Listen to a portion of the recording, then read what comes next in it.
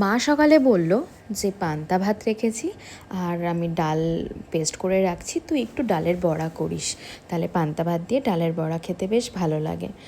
আমি বললাম ঠিক আছে। মটরের ডাল ছিল এটা, তো আমি মটরের ডালটা মা বেটে রেখেছিল। মটরের ডালের মধ্যে হলুদ, লবণ আর পেঁয়াজ কুচি আর লঙ্কাটা বললো দিস না, লঙ্কা একসাথে ডালের সাথে পেস্ট করেছি, সেই জন্য লঙ্কাটা দিইনি।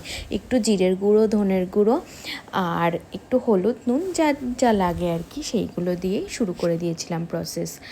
আর আমি সুন্দর করে মাখিয়ে নিয়েছি। ডালটা না একটু দানা দানা হলে সব থেকে ভালো হয়।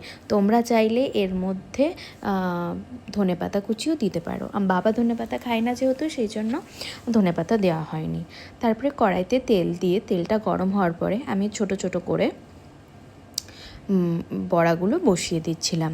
বড়াগুলো একটুখানি লো ফ্লেম করে নিয়ে তারপরে বসাচ্ছিলাম। বেশি যদি তেতে যায় না তখন মানে তলাটা পুড়ে পুড়ে যায়, তাও নামাতে নামাতে অনেক সময় বেশি আঁচ থাকলে না তলাটা একটু কালো কালো মতো হয়ে যায়। তো বড়াটা আমি তো মানে ভেজে টেজে সব রেডি করলাম। করার পরে জানো তো কী হয়েছে? প্রথমত দেখি পান্তা ভাতটা, মানে আমি গলা ভাত একদম খেতে পারি না, ভাতটা পুরো গলে গেছে। মানে আমাদের একটু নরম ভাত করা হয়, তো কালকে মা যে ভাতটা করেছিল সেই ভাতটা পুরো গলে গেছিলো, আর পান্তা ভাতটা পুরো গলে গেছে। আর একটু শলা শলা ভাত হলে না বেশ খেতেও খুব ভালো লাগে। তো দেখো এদিকে আমার ভাজাটা প্রায় হয়ে গেছে।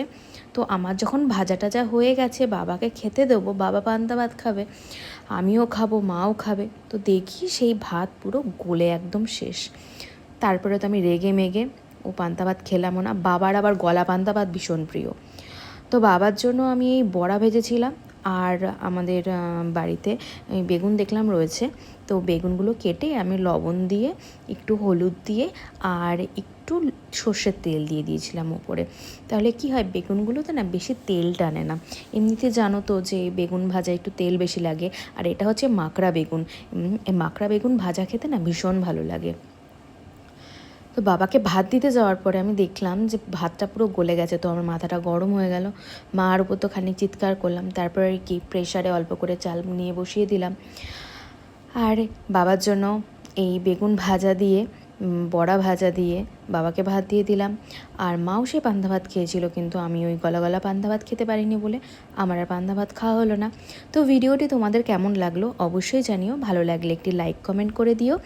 যাদের আমার ভিডিওটি ভালো লাগে না তারা প্লিজ স্কিপ করে যেও, কোনো অসুবিধা নেই। আরও যদি দেখতে ইচ্ছা না করে অবশ্যই একটি ব্লগ করে দিও, যাতে আমার ভিডিও তোমাদের সামনে আর না আসে।